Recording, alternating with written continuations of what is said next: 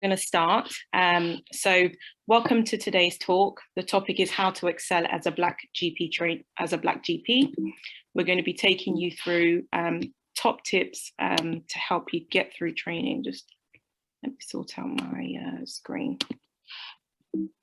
We're going to be taking you through our top tips for how to excel through your training. So as I mentioned earlier, my name is Irene. My colleagues Uwa, Sam and Stephen are going to be helping me deliver this talk to you today. So just to go through some housekeeping again for those of you that have joined. So please can you kindly place your videos on? We'd love to engage with you and see your faces.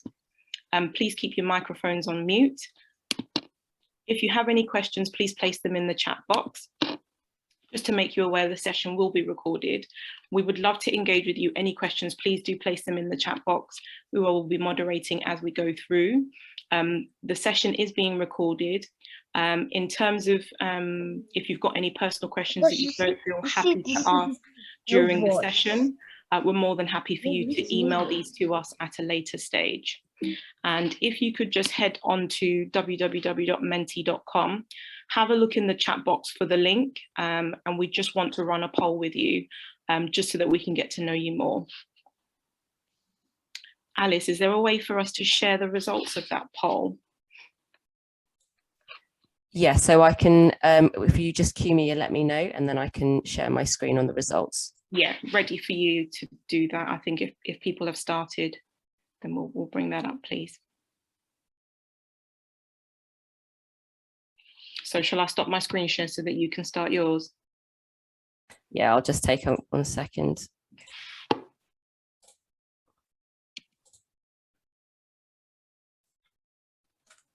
Okay. Lovely. So part of the reason for this poll, we just wanted to get to know who's in the room with us today, to get an idea of where you are in your training, which also gives us an idea of how to pitch this talk towards you. So we can see that the majority of trainees who've joined this talk today are ST1 or 2 at the moment. Should we go to the next question, please, Alice? Someone's popped in the comments, sorry, I'm a trainer, that's absolutely fine. The second question was also just to get an idea of where you're logging in from, where you're training, what regions you're in. So I'm currently based in the Midlands, so it's nice to see 3 people in the West Midlands. I know Stephen is based in Yorkshire, so that is the northwest. Testing, no, that's not. Well, Yorkshire is north of the northwest. So we've got lots of people logging in from London and the southeast, a couple of people in Scotland, Wales and Northern Ireland. That's great. So if we move on to the next one for me, please. So really with this, we just wanted to see where everybody's coming from. So one of the reasons why we wanted to do this talk is we know that a lot of the trainees at the moment joining the programme are mainly international medical graduates.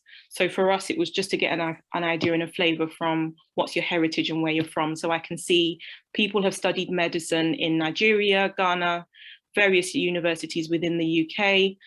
Some people have gone to Oxford, Zimbabwe. So it's nice to see that we've got a very varied audience joining the talk today. And the last question was really just to have a feel of if there was anything that you were specifically concerned about that you wanted us to maybe try and address today. So somebody's talked about cultural sensitivities, racism against Black trainees, falling behind on work-based assessments, pressure to prove yourself, exams. Okay, so hopefully we'll be able to touch on some of these areas, and we really hope you will engage with us in the chat box with any questions you have, and hopefully we can make this a useful talk for you. Thanks very much, Alice. So what I'm going to do is I'm going to go back to sharing my screen with you all, and then we will get the talk started. Perfect. So what can you expect from today's talk? So there's a couple of things that we're going to do. So as I said, in order for you to excel as a GP, as a trainee, you need to be organized, you need to pass your exams. There are some financial tips we have for you, but also what we wanted to get out of this session was to address some of the nuances and specific challenges that we feel you may encounter as a Black trainee, and hopefully give you some tips about how to overcome those. We also wanted to make sure we have enough time to go through any questions you may have, and we really wanted this talk to be interactive, so please engage. So top tip number one, how to get organized. So one of the things that I would say in terms of organization for training is being aware of how many work-based assessments are required of you. So particularly when you're in your secondary care posts, know what each assessment is that's required within each rotation and when you need to complete it by. When it comes to doing your assessments, be opportunistic. So let's say you're in a secondary care post and you're clerking on AMU. You've got the registrar with you and they observe you taking a history. Ask them if they would be happy to do that assessment as a case-based discussion. Or alternatively, again, you're clerking in whatever specialty you're in. You're with a senior and they observe you examining a patient. Ask them if they would be happy to sign that off for you as a clinical procedural skills assessment or a mini KEX.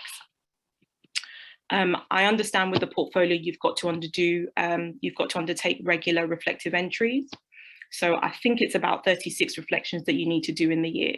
So really you just need to break that down because you have your ARCP, which is your annual review of competency, and that comes about 2 months before the end of your training year for each year of your training.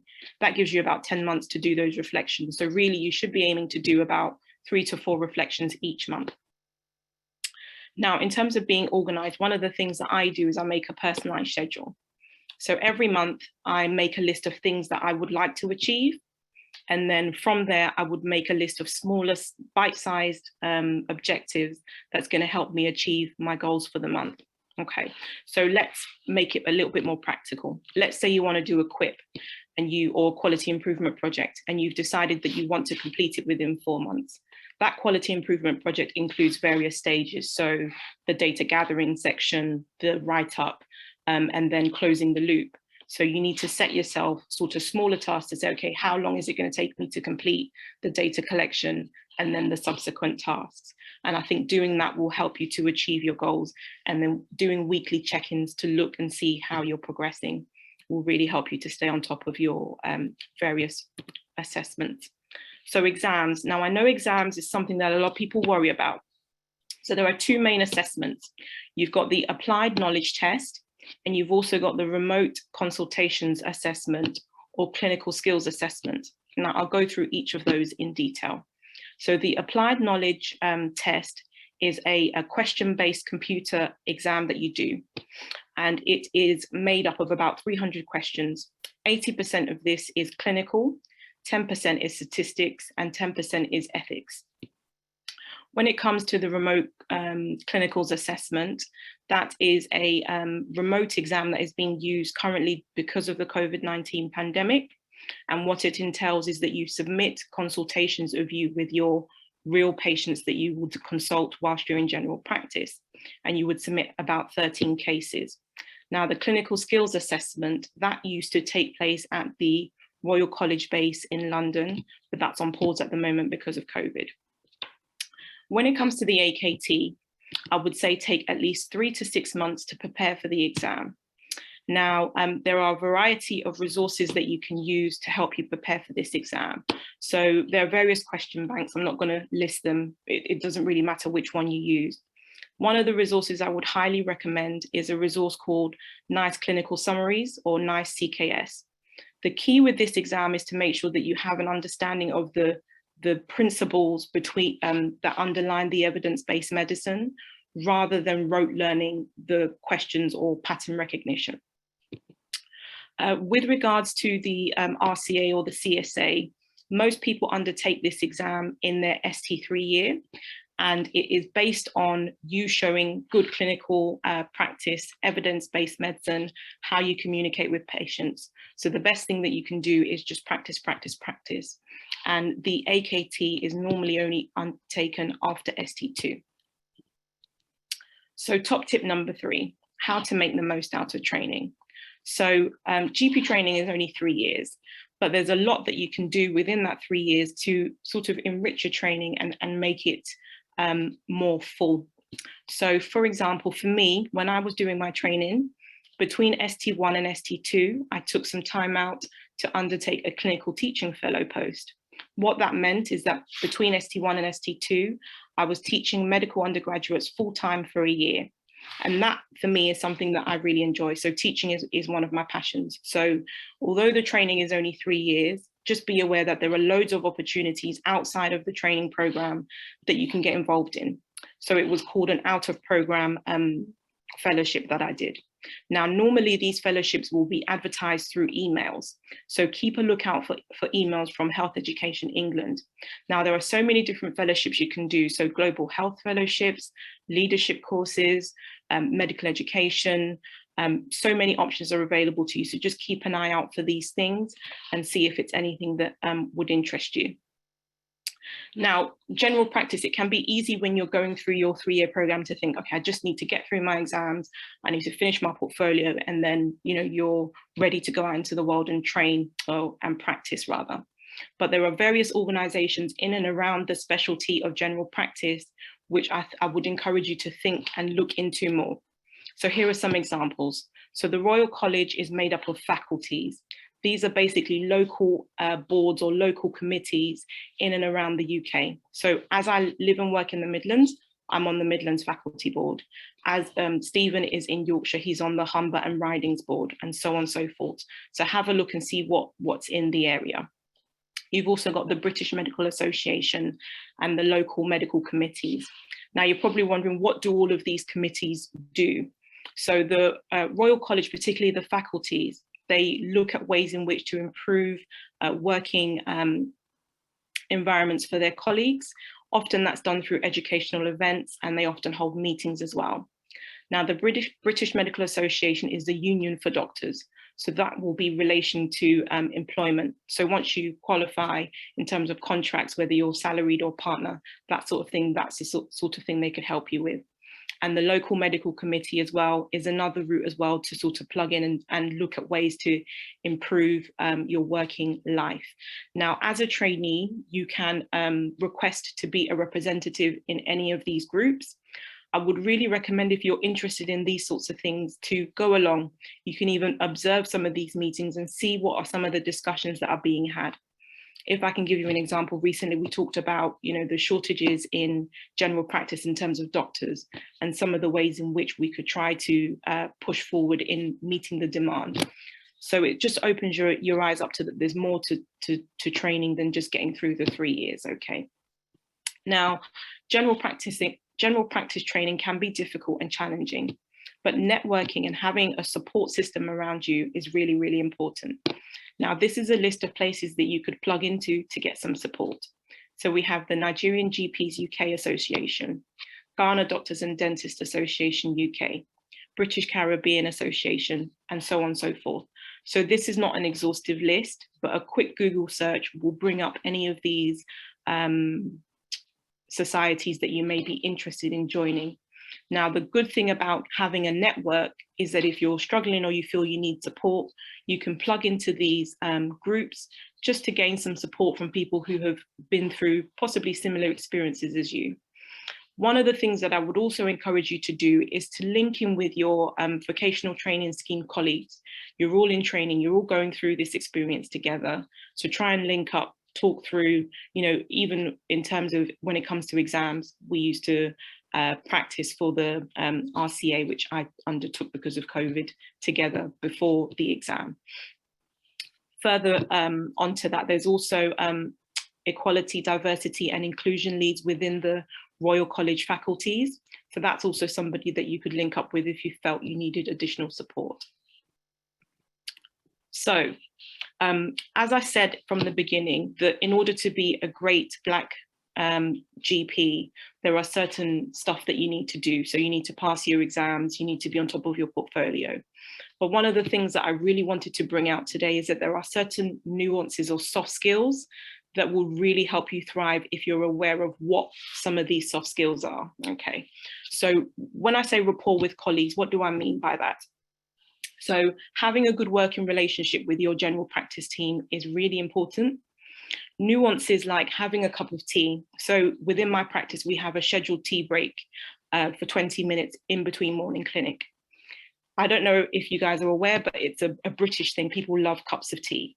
So even if you're not a fan of a hot drink, maybe have squash or juice or whatever it is you prefer, go along to those moments of break, particularly as a trainee, because you're not seeing as many patients as your salaried or partner counterparts. That time of break just gives you a chance to build rapport with your colleagues, get to know them better, and it really helps to build up the team. Another example that I would give is also thinking about the non-clinical staff. So making small talk with them, things like, how was your weekend? If they mentioned they were going to a concert and you come back the following week, oh, how was the concert that you went to? These little things may not seem like much, but they can definitely help to build that team working and overall enhance your work life and make things easier for you. So one of the things with general practice I just want to pick up on is that the relationships or the hierarchy is a bit more fluid than you would expect in hospital. So we have a lot of specialist nurses who may deal with things like diabetes or chronic respiratory conditions like asthma or COPD. So that hierarchy that you may have been used to from previous environments is a lot more fluid. And so the relationships are a lot more relational. So just being aware of that. Now, one of the biggest bedrocks, I would say, of being an excellent GP is good communication skills. Now, communication, there are so many aspects to it. I've chosen 3 to talk about, but there are many more to consider. So when we talk about ICE, what do we mean? Ideas, concerns, and expectations. It's asking the patient, what are they worried about? What do they think is going on? Why have they presented today? What were they expecting from the consultation? These sorts of questions will help you to create a shared management plan, which means that patient leaves and is more likely to adhere to the management options that you have suggested because they feel involved and included in the decision making. Now, tone, when it comes to communication, how you say something, the way you say it can really affect how it's perceived. Now, I can only speak for myself, but West Africans, my family originally from Ghana, were naturally known to be loud and boisterous, but just being mindful that in a clinical setting, that sort of tonation may come across as if you're shouting or you may be perceived as being rude. Now, I know some of my colleagues have had these sorts of experiences before, so it's just being mindful in the clinical setting how to sort of tweak your natural nature to ensure that it is palatable to patients. Now, lastly, personal questions. What do I mean by that? So in certain situations, it may be important to ask questions that might seem personal or intrusive. So you've got a patient who presents with discharge, for example. So you need to take a detailed sexual history. Asking about their personal relationships might seem awkward. Often what I would do to soften that is give a warning shot. I know this may be embarrassing for me to ask, but how many sexual partners have you had in the last 6 months, for example? Particularly in general practice, we deal with an elderly, frail population. So social history is very important. One of the keys of a good GP is someone who is holistic and considers the whole person, not just the medical stuff. So things like who do they live with? What's their setup like at home? Do they have appropriate care services? These are things that are really important for you to consider and think about. And it may seem like you're being nosy, but a nosy GP is a good GP. As I said, this list of communication is not exhaustive. Bradford VTS is a great website that you can use to have a look at some of the different clinical communication skills that you would need to have to help you thrive in general practice. So lastly, this is my favorite slide. Honestly, okay, we all know that things can be really expensive. Petrol is going up, you know, food prices are going up, inflation, and training can be really, really expensive. But if you know there are ways to save money, it can really go a long way, particularly if you've got young families. So there are several tax deductible expenses that you can claim through HMRC. So your Royal College of GP membership fees and exams can all be claimed through the HMRC. Your GMC costs, and if you're a member of the British Medical Association, the union that I mentioned earlier, all of these things are tax deductible expenses. How do you go about claiming this? If you go onto the HMRC website and look for a P87 form, you can claim for up to 4 years in arrears. It's really, really important that you do this. It can save you loads of money. Now, if you're a member of the Royal College, which you would be to get your access to your portfolio, there is a service called RCGP Plus, which gives you up to 40% off cinema tickets, up to 50% off family days out, and up to 10% off Apple products, and several more, including cars, lots of different things. So I would really encourage you to have a look at this. Went to watch the James Bond movie recently and saved some money on that, so really important. Removal expenses. So if you've had to move areas to start your training, the lead employer, which I think for the West Midlands is St Helens and Knowsley, will reimburse you for the costs associated with moving. So you had to hire a removal van, put petrol in your car, whatever it was, just keep those receipts and apply for that removal expense, okay? Now, lastly, when you actually start your general practice placements, the lead employer will pay you for the mileage that is associated with doing home visits. So just make sure you are plugged into how to claim for that. And lastly, just be aware of what your study leave budget and entitlement actually is. So you get a certain amount of study leave every 12 months, or I think it's for the 3 years. There are often a list of approved courses that you can attend, but have a look and see what those courses are. Normally the way it works is that you will get the money back once you've attended the course and you've got the proof of receipts to show that this is the course that you attended. So that's all from me, and I'll hand over to my colleague Uwa to give you some more top tips. Thanks. Excellent stuff, Irene. Thank you so much for kicking us off and with all those wonderful nuggets. Just to remind us that the slides are going to be shared with us later. You can take notes, which is good. I would also say and suggest just make notes of the questions you want to ask, because there's going to be a section where we can, you know, have a Q&A session and just go back and forth as much as we can. I mean, there was loads to cover, but we just decided to pick out a few things. In fact, you would notice from my slide, I am going to sort of repeat some things Irene has said and just try and highlight a few things as well.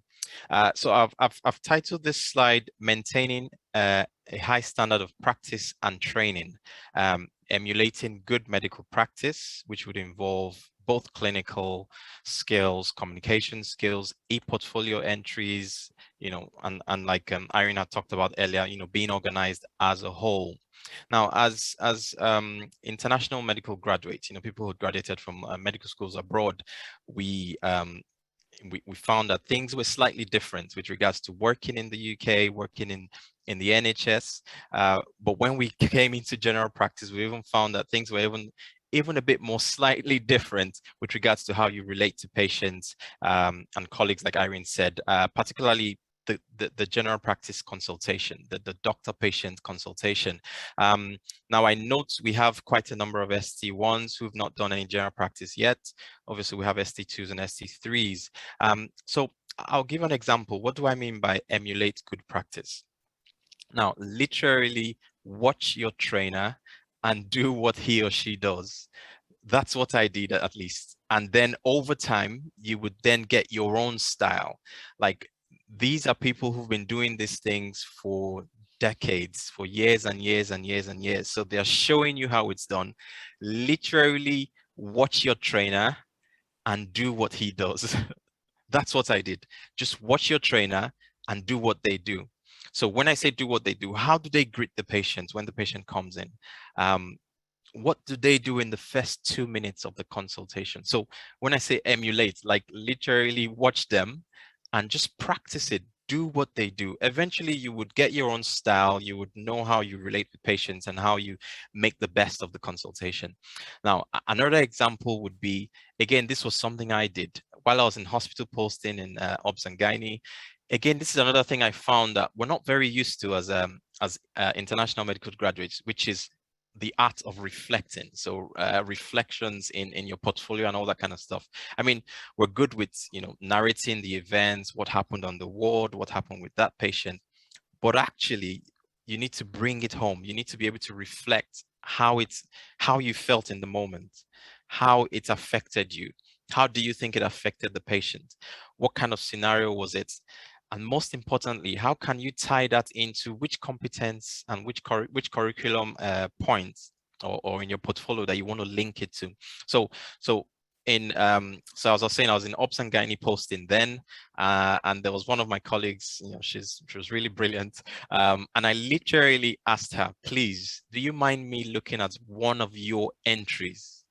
This was one of the ways I learned how to do e-portfolio entries, because you know, we weren't really taught in medical school, you know, where I trained back in Nigeria. So these are some new things that it's possible to learn it, it's possible to practice it, and it's possible to excel in it. So I literally asked her, you know, if she said no, that would have been fine. So this is not an exam. I'm not like copying and pasting what she showed me and all that. And she was happy to show me. And I looked at the pattern of, you know, how she reflected on an event or a scenario, and it was slightly different from mine. So I was just used to narrating what happened, then what happened next, then what did I do, then I called the registrar, then the registrar called the consultant, which is all good, but it's not really the key thing that they want in general practice. So again, this is just an example of emulating good practice. Having the right attitude, again, similar to what Irene said, being really organized. Think about your exams in advance. Think about, you know, what the GP training wants from us. At the end of the day, they want to make a well-rounded, independent general practitioner, somebody who can be in the middle of somewhere and still function and still be competent and be confident and even lead a team if needed. So the sooner we start thinking about things like this, the better. Yes, there's exams. Yes, there's struggle of training, of, you know, travel, of visas, of family, all that is there. But I think it's good to start getting the right attitude of being a good family physician, so to speak, being a good general practitioner.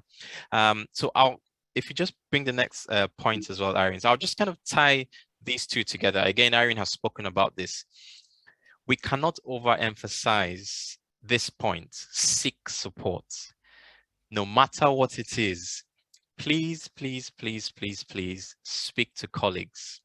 So, for example, if you have an issue, for instance, with your training, or even if it's with your clinical supervisor, or you know what, that you just have something is not quite going right, don't sit in silence. First and foremost, I personally would advise, speak to a trusted friend or colleague. You know, start to speak to someone, if possible, someone who's slightly ahead of you, who's been through, obviously, you know, if you're ST1, maybe someone ST2, speak to someone. Don't wait till when it's time to submit to the ARCP panel, please. It'll be too late. It'll be too late then. It doesn't matter what it is. Visa issues, you're not sure what you're doing with your GP training. It doesn't matter what it is.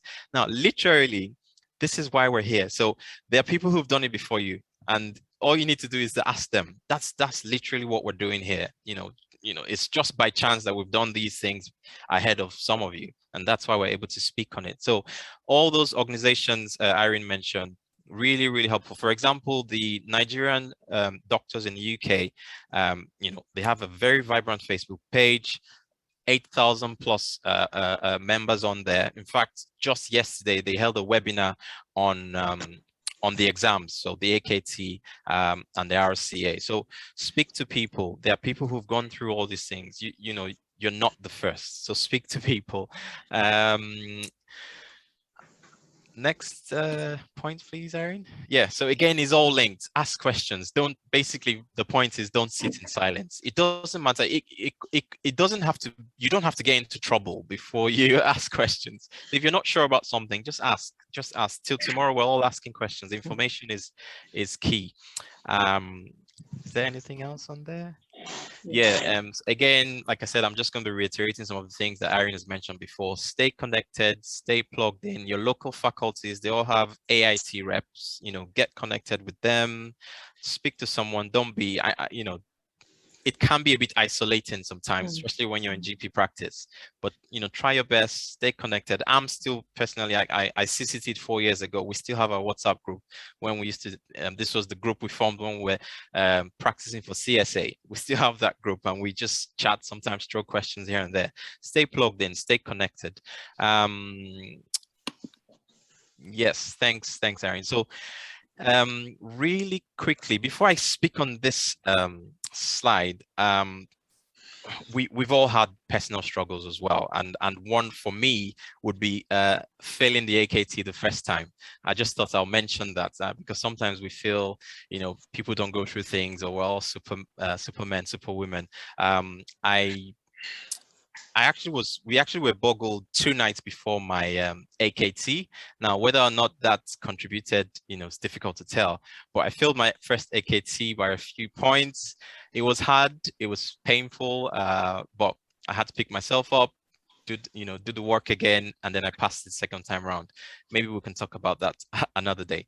Now, really quickly, think career. Now, to be honest with you, I wasn't thinking career when I was a trainee, but I think it's good to think, start thinking about this sooner rather than later. And I borrowed this breakdown from Professor Mayo Lakani. He was a previous president of RCGP, also previous chair as well of the RCGP. So there was a talk I attended, this was last year. It was about BAME leaders, and he just said, thinking, when you think about your career as as a doctor and as a medical professional, that he generally, or at least at some point in his career, he thought of it as clinical. So you break it down into clinical. So basically, when you qualify, what you'll be doing with regards to patient contact, and then academic / medical education. So like what Irene did, that can be done at that stage or at a later stage. Getting involved with medical education, you can get involved with medical students, you can become a trainer, you can become a clinical supervisor. So these are things to look into. And then leadership, leadership as GPs as a whole, we're leaders anyway. So when you think career, it's good to start thinking, how would you build your career in these sort of points? Was there any other point there, Irene? And then research. I haven't really started pushing on this yet, but research is another really key aspect of our career as medical professionals. Yes, so that will be me, I think, for that section. Yeah. So we have this other section. We will just really talk about it quickly before we go to the Q&A, where we can take questions. So I'll speak, and Irene, and then our other panelists will speak as well. So we just tagged this personal experience. So was there anything in my GP training years which, as a result of me being Black, happened to me or happened around me that I felt was challenging and I was able to overcome?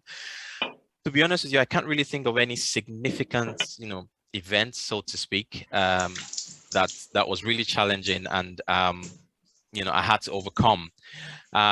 But one thing I can remember is when I was coming towards the end of my ST3 year, I had a really fantastic GP trainer. He was amazing. He just told me that when I start applying for jobs, he would recommend that I go to the practice. I mean, he just said it is what it is, isn't it? He just said, because, it's good to send out your CVs. They will see your name, and your name is not an English name, and depends on who says it or where it is. They might just look at it and say, oh, okay, fair enough.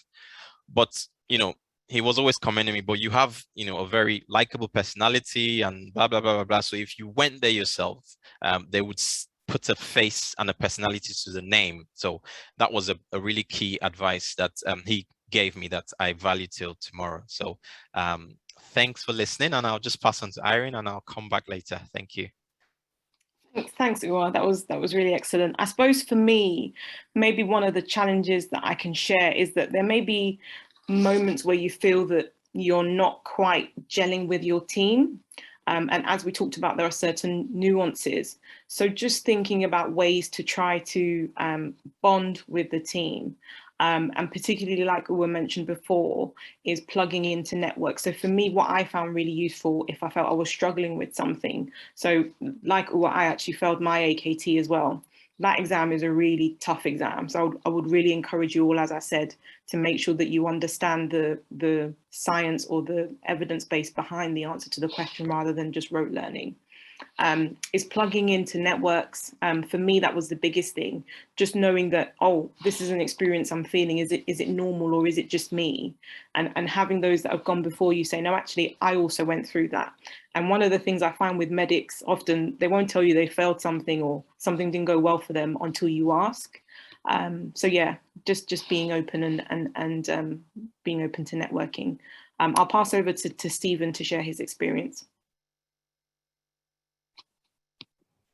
Thank you very much, Irene. And thank you very much as well. I think for me, my experience was, you know, being a trainee, sometimes you go through obstacles as a trainee. But remember, that's a journey, and remember the journey ahead of you, that the obstacles you go through and the benefit you get as being a GP is greater than the obstacles you experiences. So some of the difficulties that I faced was, you know, sometimes you don't gel with your own personal clinical or educational supervisor. But also it's a time for you to also have a really good discussion by being honest and have a good discussion with your educational or clinical supervisor, or even having a mentor. I think mentorship is so very important. Someone senior ahead of you that you could have a quiet voice. So look, I'm not sure what's happening, but I just need your advice or your thoughts about what I need to deal with this issue. And so having that is very important. So I think for me, I decided that I needed a mentor to go forward, because some experiences you don't really know what to do, and also having that community of practice, having the network around you, so you can tap into a network, because there's a saying that, you know, you can speak louder when you are together as a network rather than a single person. So I think it's always important that if you could have that network around you, and a lot of the time we always feel that we just want to keep ourselves to ourselves. We've got family to think about, so we don't really have time for network. But as you are, you know, preparing yourself to become a GP, your network is the most important thing. And I think that's something that I want to emphasize in terms of going forward.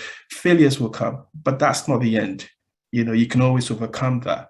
So I had to retake my AKT as well. But for me, I just saw taking the AKT as being part of the process of going forward. And you learn a lot through even failures. And the most important thing is that you keep your eye on the prize, which is basically being the GP that you want to become. And then once you become a GP, you just want to ask yourself, so where do I fit into the system? Because that's where change comes. And we all are here for a reason. And I think the most important thing is, once you qualified, remember that you are part of the change in the system. And I think that's my advice to everyone, really. Yeah. Thanks, Stephen. That was excellent. Sam, did you want to just share your experience, and then we'll go on to Q&A, please? All right. Yeah. Hi, everyone. Thank you, Irene, Stephen, and Uwa. I think that was a brilliant presentation. I mean, without sounding, you know, being repetitive, I think the most important thing, like you all have said, is networking. You cannot, I mean, we can't overemphasize networking to become a successful GP, particularly because we are, you know, I mean, most of us, you know, of course, maybe some of us qualified or had our primary medical education around here, but most of us, we are international medical graduates, and that's actually the first thing that goes out of the window when we got here. We lost our support system, and that is very, very important. If you remember, I mean, if you if you've come across the Maslow pyramids, you know, it tells you that you need to sort the basic things, physiological things. So we must sort that aspect to be able to achieve excellence. You know, excellence is at the top of the pyramid, you know, self-actualization and things like that. But the basic has got to be settled. That's when you'll be able to pass your exam. That's when you'll be able to focus. If you've got a very good support network. If you look at the, you know, I know we're going to talk a bit more about the exams and things like that. And this talk is really not about the exams per se, but we cannot but mention it.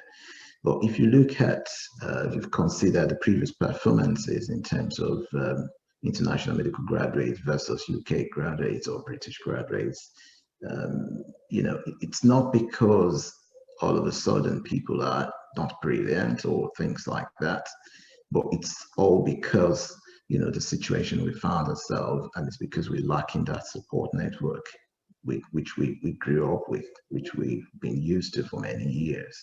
So that support system has to be there.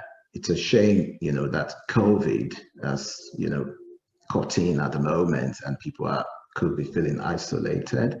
I mean, I've got a couple of trainees as well, you know, who are practically at the moment just struggling being on their own. I remember the day of half-day release. I mean, it's usually a good time to mix together. You know, you have all the training years, mix it together. You can talk, walk up to people, talk to people. But the season that we are now with COVID, where you just have to sit behind your laptop at home all alone, it can really be difficult, and we quite appreciate that. But as now it's gradually being relaxed and normality is returning, I would strongly recommend that we stay connected. We stay connected. You know, that's the strength of the pack of the wolf. That's their strength, really. You know, the more connected we are, the stronger and the better we will be. Thank you. Excellent, thanks, Sam. Sorry, I just went on mute. I hope you guys got that feel that we're all sort of saying the same thing. And I think the reason why we're all saying it is because it's so important. No man was made to be an island. Training can be really enjoyable and really fulfilling, but if you're struggling, ask for help. If you're unsure, plug into a network and stay connected.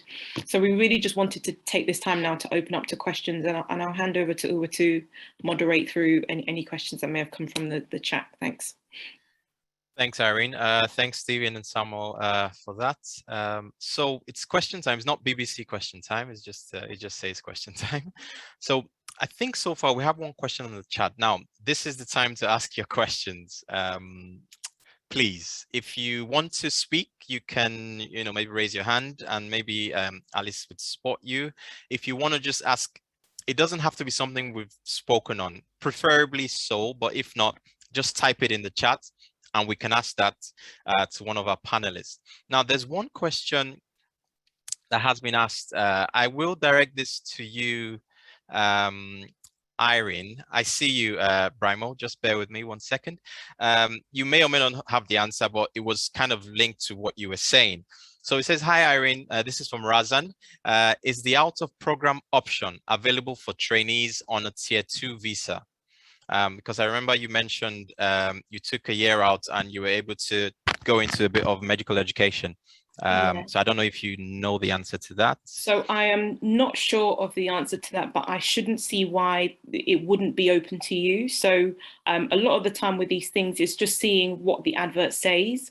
And as with all things, I think they're often keen for a great candidate rather than just a candidate who has who's British or not British. So if you find something and you think it's something you'd be interested in and you'd excel in, go for it. Explain to them your visa situations, and I shouldn't see why that would stop you from being able to apply for these things. Thanks, Irene. One thing, I mean, I don't know 100% either, but one thing I might add is I think most of these tier 2 visas are attached to a setting clause and condition. So even if you're not eligible for a year break in between, towards the end of your training, you'll be eligible for a fellowship or some other type of program that can be within the visa option. But again, I think it might be slightly specific to the area and the visa you have. But I guess what we're trying to say is that there will always be opportunities, notwithstanding what visa that you're on. Okay, so Brian, do you want to unmute yourself and ask your question? Hello, good evening. Good evening, we can hear you, go on. Sorry, I won't be able to put on, it's actually that they took light like 10 minutes ago. I'm speaking from Abuja, Nigeria. Thank you for this. It's been enlightening, it's been educative. I'm here to start anyways. So my issue right now is I've quite had some discouraging comments because I'm trying to start from Nigeria. I've never had any NHS experience prior to now. So even when I took the MSR exam around September, it was like a last minute kind of thing, like an option B, because I've been trying to apply for jobs since I got my license in April. So I was just there. I'm a registrar here. I was just there. Somebody just said, you know, give it a try. And I'm like, why don't I just work with the NHS? But I didn't want the issue of, you know, I didn't just want to stay back. I just wanted to leave. So I gave it a try. And I was just shocked that I could rank so high and get an offer just like that. So the confusion just came in because that wasn't the plan. I'd applied for like 52 jobs. So what advice do you have for someone like me who some other people, friends that I have in the UK have encouraged that, come, we know you how dedicated and committed you can be, you do well.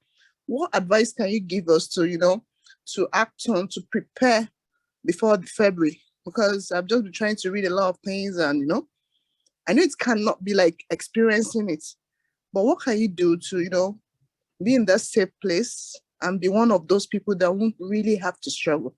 Because I've been a physician for 9 years and I've never really had to struggle, but I'm scared that I might have to struggle. So that's just what I want to ask. I'm sorry if it's not what this presentation is about. It's fine. It's fine. It's a very welcome question. And is your first name Yinka by any means, or? No.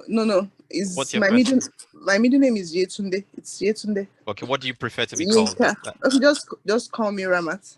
Ramat. Okay. Thanks, Ramat. Thanks for that question. Yinka was my husband's, so I changed the name. It's okay. So I want to say congratulations first and foremost. Thank you. And I think I might ask my colleague to just maybe say one or two things first. And then if I have anything else to say, I would do. I'm just going to call on you, Samuel, please, if you have something to say to, did you hear the question? Yes, I heard the question. Thank you. Yeah.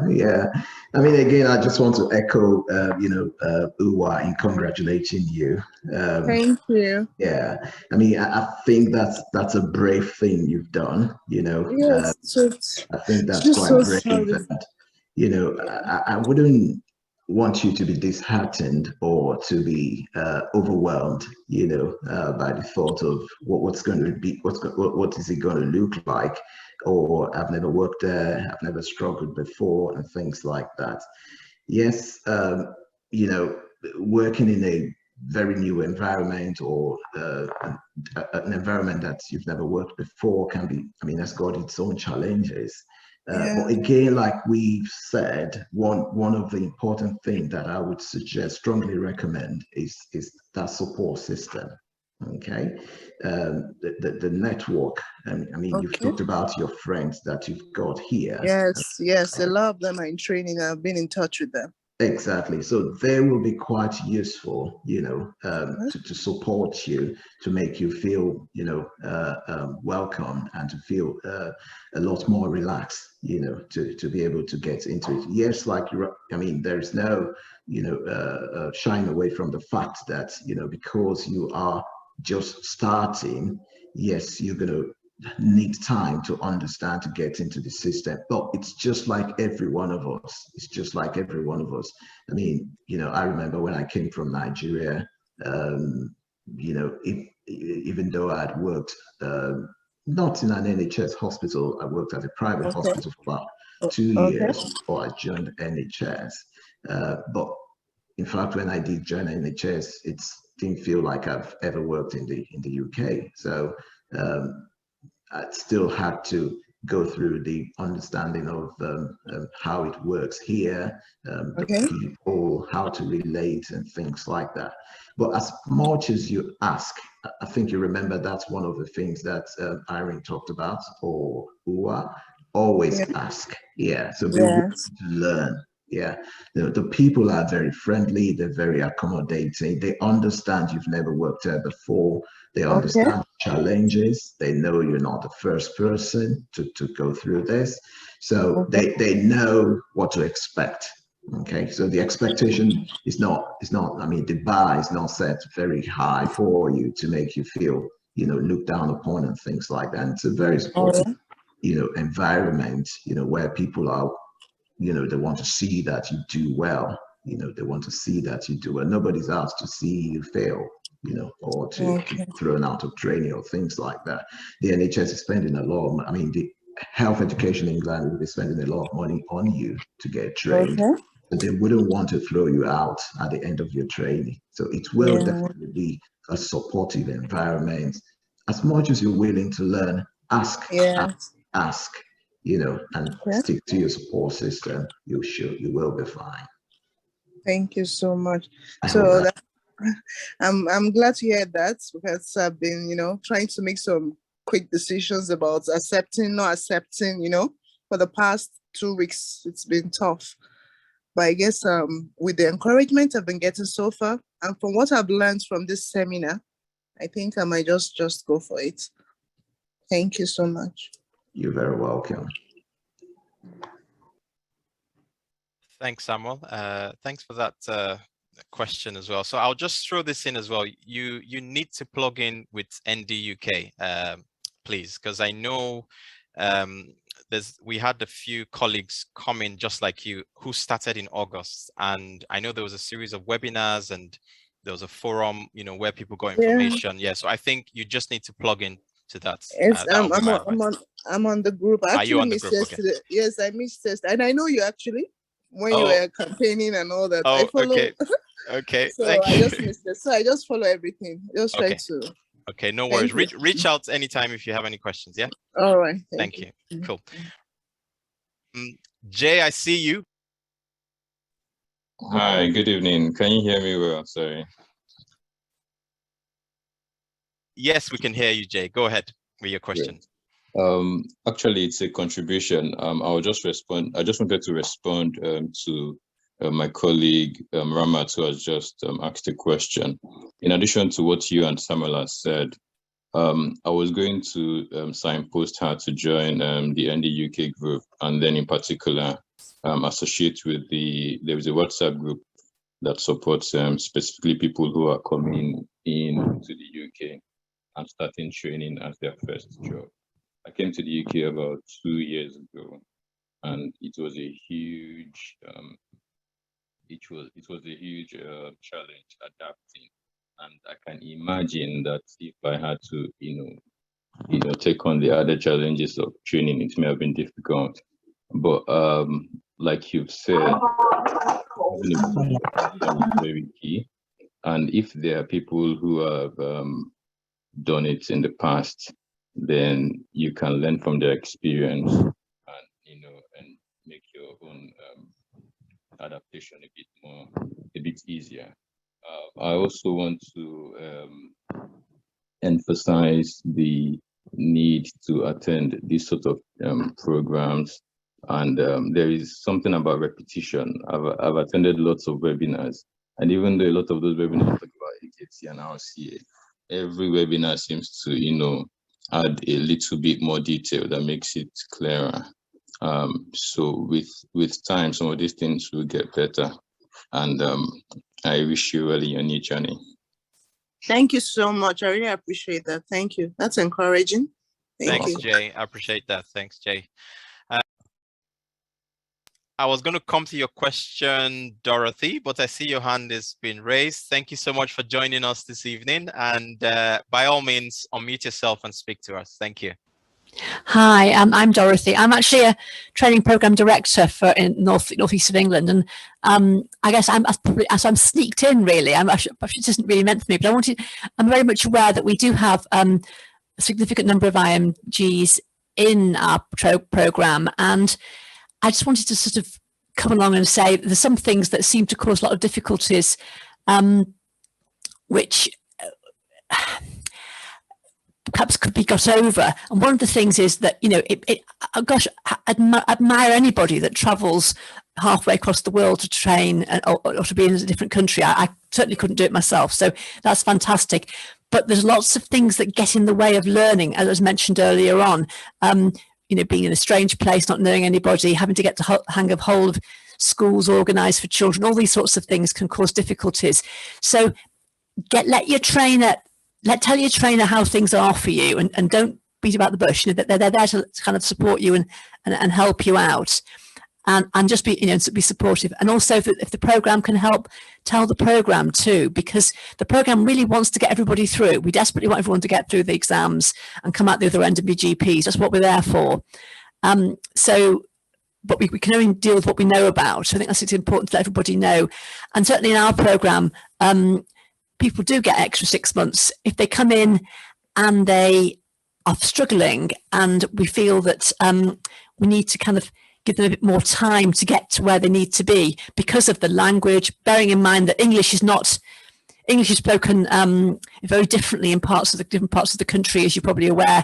And so you might think you speak very good English, and you probably do, but it doesn't mean the people that you're talking to speak very good English. So it's it can be quite a barrier sometimes. Just sort of language can be a barrier that we don't realise it is, but it is because of nuance and because of accent and because of just cultural differences in different parts of the country. So just to say, you know, especially from my point of view, we want everyone to come through and be successful, and we're just plumbing for you really. We want to get you, get you through. But don't be afraid if somebody says, you know, you might need 6 months more. Take it, because it's there, and if it gets you through, gets you through those exams. You know, please take advantage of what's actually out there for you. So that's what I wanted to say. Thank you for giving me that chance to say that. Thank you for your comment, Dorothy. And I hope we've all heard from Dorothy. So Dorothy is a training program director, and she wants us to get through it. All right. Thank you so much. Definitely. For that. Cool.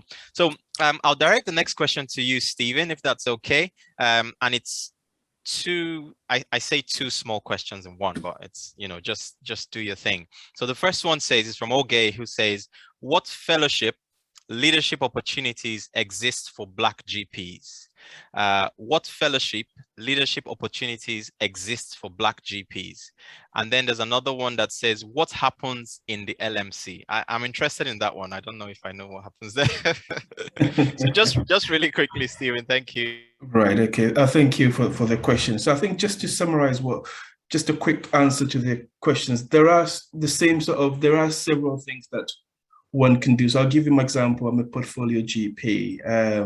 So what I do is I do a sessional GP. On top of that, I'm a lead for a catalyst program. So we teach first 5 GPs in terms of how to deal with complexity within primary care. I'm also like the honorary secretary and diverse lead for the faculty, and I'm also an elected member of the LMC as well. These opportunities are there for everyone, but it depends on how the interest you have. I think for me, what led me to these opportunities was the fact that I wanted to be part of the change in the system. And then when you enter into the LMC or the faculty, the local faculty, you hardly see a lot of us applying for it. And a lot of the changes that happens really affect us as well. So really, I think the most important thing is when you start your GP training, you really want to ask yourself, do I really want to be part of the change in the system? Because opportunities are there for everyone. It just depends on how badly do you want it and which are the right people to talk to. So that's the thing that we mentioned about the community of network, having the right network around you.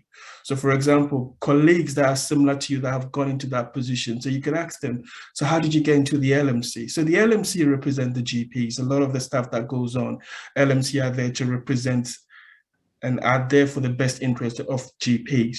So we discuss about new services. We discuss about things that will help GPs or even GPs that have performance issues.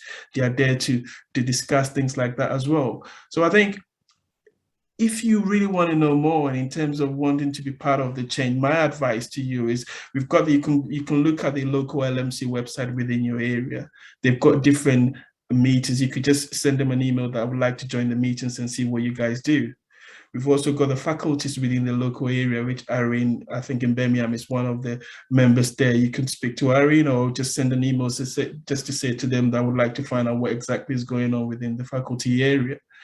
If you enjoy teaching, we've got medical skills as well. So you can email the medical school that, I would like to get involved with teachings as well. So you've got so many different varieties, and I don't think it's limited to a specific color tone. It's just everybody is welcome. You just need to just go for it.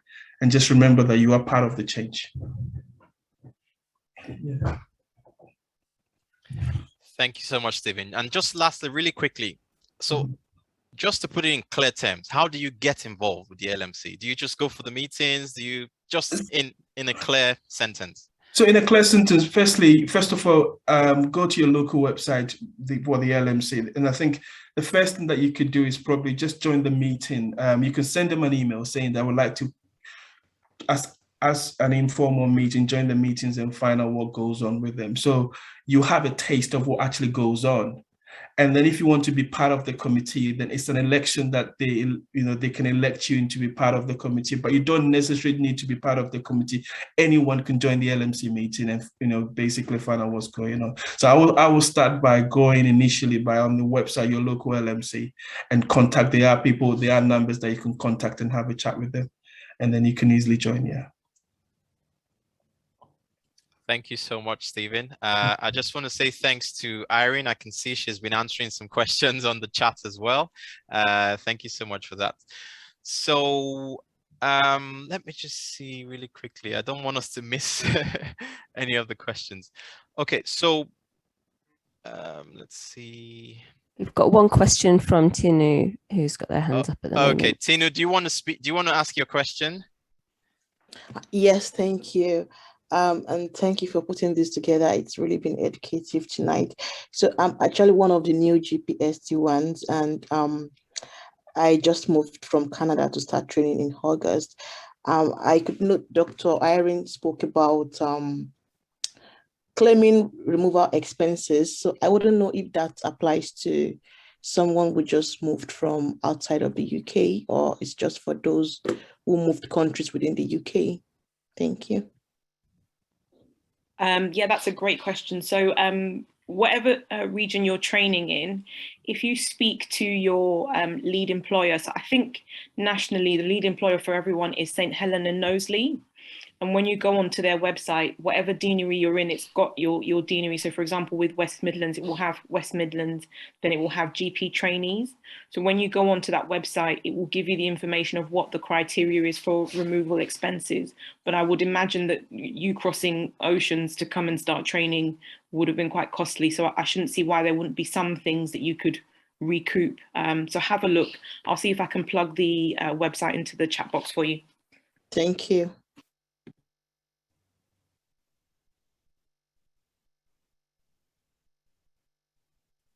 Great stuff. Thanks, Irene. Okay.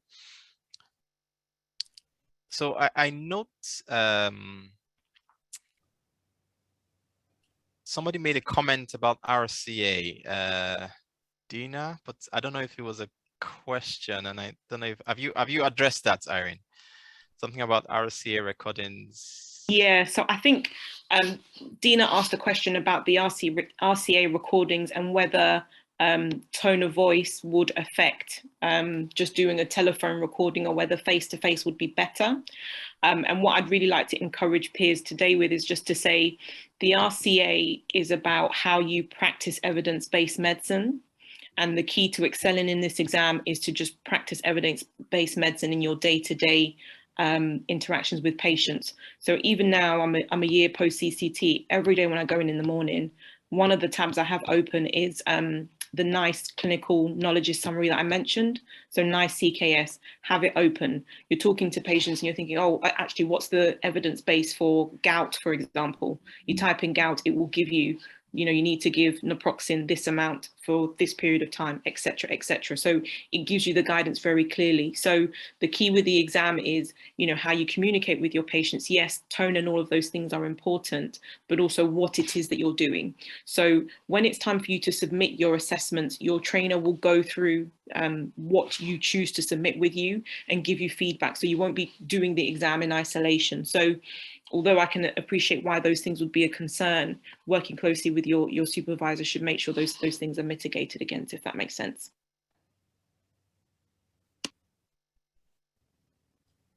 You happy with that, Dina? Okay, thank you.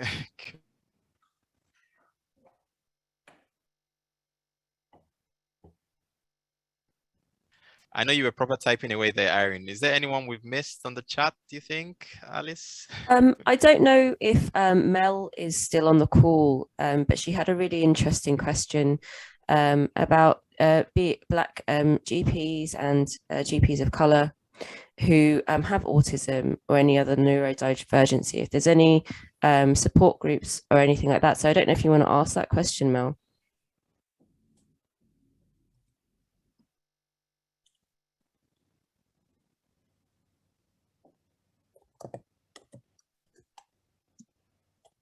Thanks, Alice, for raising that. I think I did try to look at it through the chat, and I'll be honest, that's something that I'm not aware of. But what I do know is within the faculties, they have various leads. So as I mentioned before, we've got an equality, diversity and inclusion lead. So I would assume that you can plug in through your faculties to seek support for specific disabilities. If not through your faculty, then speaking to your TPD. There are a wealth of resources. It's just a case of maybe going on and Googling and seeing what is available, but nothing that I know of specifically. All right. I mean, if I may just make a comment on that, being a TPD myself, I know in South Yorkshire, well, Yorkshire and Umber, we've got, and I'm not too sure if it's been rolled out all across the country, but I do know that trainees now do have neurodiversity screening. And there are supports, you know, particularly people who might have had, you know, difficulty with exams, who might have been picked up not engaging with e-portfolios and things like that. Yes, there is the neurodiversity screening where I would strongly, I mean, you know, I would recommend people to take this offer. You know, if you are offered a screening for neurodiversity, you know, things about dyslexia and all that, you know, one thing I think maybe I should say first is that do not consider any offer of support as a negative thing. You know, don't see it as a negativity. You know, it's not because they think you are, you know, less successful or less able. I think it's all about getting you across, you know, onto the other side. You becoming a GP, and I think that's all that matters really at the end of the day. You know, nobody really cares how you get there. It's about you getting there and achieving your dream, you know, without letting anything hinder you. For example, if you take on the neurodiversity screening and you come out with dyslexic, you do get additional, I think maybe 40 minutes or thereabouts to your AKT exams, you know, which can be quite important for you to be able to pass the AKT. So if you're offered, please do take it. You know, so there are support systems out there. You do need to let your TPDs know, and they can guide you appropriately. I think that's much I would say. Thanks, Sam. I was just going to highlight this. So in the chat, somebody's mentioned a support group, which Anya, a colleague of mine, had actually mentioned to me, but I couldn't find it at the time. So it's called the, where do I put it? It's called the professional, let me just go back. professional support unit. I've plugged a link into the chat function, and she at the time mentioned to me that they offer specific one-to-one support for trainees who are struggling with, you know, some of the things that we've talked about. The one that I found is based in London, but I think there are various ones throughout the UK. So check out that link as well. And I think the summary of the talk is plug-in for support. I think somebody named iPhone has a raised hand. Do you want to ask your question? Sorry, I didn't realise I hadn't changed my name. My name's Zara. But yeah, the professional support unit are very useful for dyslexia and other sort of spectrum disorders, and they will give you professional screening. They can do it in person, and I think also through video, and can offer coaching for specific things like the AKT. Just because it's meant to be a lot harder if you have dyslexia. And so they'll coach you in how to revise for it and provide you with extra time as well. So I think that's quite helpful to do. Thanks very much for sharing that.